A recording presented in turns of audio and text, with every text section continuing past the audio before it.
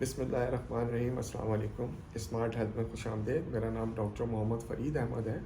और जैसा मैंने आपको अपनी पिछली वीडियो में बताया था कि कैसे हमारी बॉडी जो है वो ग्लूकोज़ को हैंडल करती है, कैसे उसको रेगुलेट करती है ताकि हमारी बॉडी के अंदर ग्लूकोज़ का जो लेवल है वो हाई ना हो, क्योंकि अगर ग्लूकोज़ ज़्यादा होगा तो भी प्रॉब्लम है और कम होगा तो भी प्रॉब्लम है। तो आज बात करते हैं कि डायबिटीज़ मेलाइटिस क्या होती है। तो diabetes mellitus is a chronic metabolic disease characterized by high glucose level due to inappropriate secretion of insulin or its action or both। यानी उर्दू में इसको इस तरह समझें कि ये एक ऐसी बीमारी है जिसके अंदर ब्लड ग्लूकोज लेवल हाई होने लगता है। क्यों? या तो इंसुलिन की सिक्रीशन कम हो जाती है, या इंसुलिन जो है अपना काम नहीं कर रही होती, या ये दोनों चीज़ें होती हैं। तो इसको डायबिटीज़ मेलाइटिस कहते हैं। ठीक है। तो जब भी आप कोई मरीज़ आप देखेंगे डायबिटीज़ का, तो ज़्यादातर उसमें यही दो चीज़ें आ रही होती हैं। ठीक है। तो अब हम बात करते हैं कि डायबिटीज़ की टाइप्स कितनी होती हैं। वैसे तो डायबिटीज़ की कई टाइप्स हैं, लेकिन जो कॉमन जो हैं वो तीन होती हैं। 3 types of diabetes are there. Number 1 type 1 diabetes, type 2 diabetes और gestational diabetes. Type 1 diabetes usually बच्चों में होती है या यंग एडल्ट्स में होती है। इसके अंदर ये होता है कि इनके अंदर जेनेटिकली या ऑटो इम्यून प्रोसेस की वजह से इनके जो बीटा सेल्स होते हैं पैनक्रियास के, वो डिस्ट्रॉय हो जाते हैं और इनकी बॉडी जो है वो इंसुलिन नहीं बनाती, तो इनको बाहर से इंसुलिन लेनी पड़ती है इंजेक्शन की फॉर्म में। ठीक है। तो ये कहलाती है टाइप 1 डायबिटीज़। टाइप 2 डायबिटीज़ जो सबसे ज़्यादा कॉमन है, जो मैंने आपको जैसे पिछली वीडियो में बताया था कि जब भी आप कोई कार्बोहाइड्रेट डाइट लेते हैं तो आपकी ब्लड ग्लूकोज लेवल इंक्रीज होती है। उसकी वजह से जो है बॉडी में इंसुलिन की सिक्रीशन होती है, और इंसुलिन जो है वो ग्लूकोज को सेल्स में लेके जाती है और एक्स्ट्रा जो है वो स्टोर कर देती है in the form of triglyceride adipose tissue में, लिवर में और मसल्स के अंदर।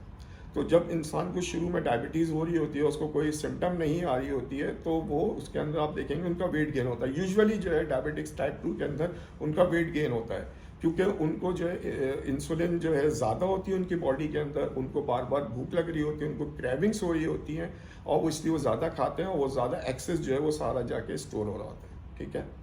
तो जैसे मैंने आपको बताया था कि इंसुलिन का जो लेवल होता है, ख़ास लेवल होता है 5 यूनिट या 10 यूनिट्स, जो नॉर्मल के करीब होता है, लेकिन इससे ज़्यादा जब आ रहा होता है, क्योंकि बॉडी को ग्लूकोज को हैंडल करना है, तो ज़्यादा सिक्रीट कर रहे होते हैं बीटा सेल्स।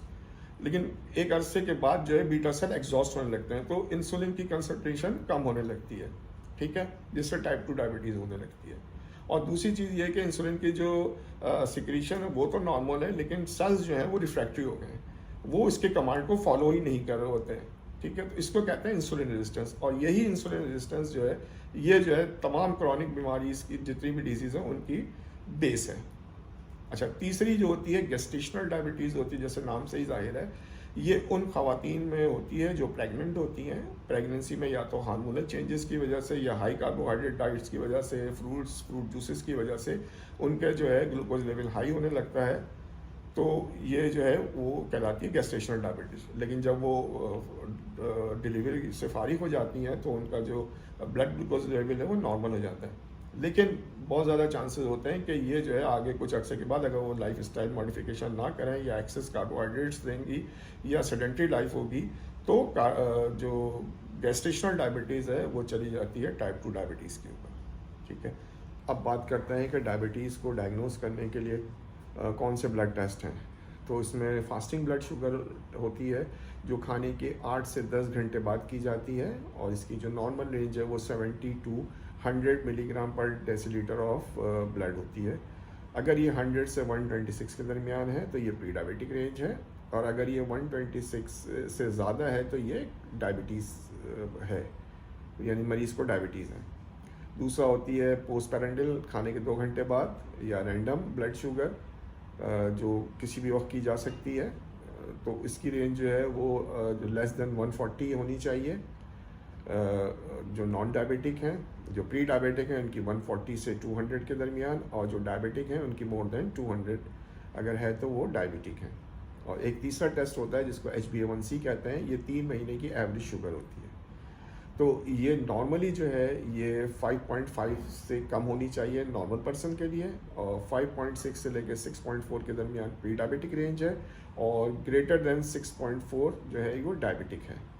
लेकिन मॉडर्न रिसर्चेस जो हैं, जो अब आजकल जो रिसर्च कर रहे हैं, वो ये कहते हैं कि आपकी जो ब्लड ग्लूकोज की जो स्विंग है जो है वो बिटवीन 80 टू 120 होनी चाहिए। यानी आप जो भी चीज़ खाएं उसके बाद भी आपकी जो ब्लड ग्लूकोज लेवल है वो अंडर 120 रहना चाहिए। तो इसका मतलब है कि आपका टाइटली कंट्रोल है, यानी आपको ऐसी डाइट लेनी है जो ब्लड ग्लूकोज को स्पाइक ना दे। और जो आपका HbA1c है वो लेस देन 5 हो या 5.2 हो तो वो आइडियल है। तो उम्मीद है आपको ये वीडियो पसंद आई होगी। अगर आपको वीडियो पसंद आई है तो इसको लाइक करें, सब्सक्राइब करें और बेल आइकन को प्रेस करें ताकि मेरी आने वाली वीडियोस आपको मिल सकें।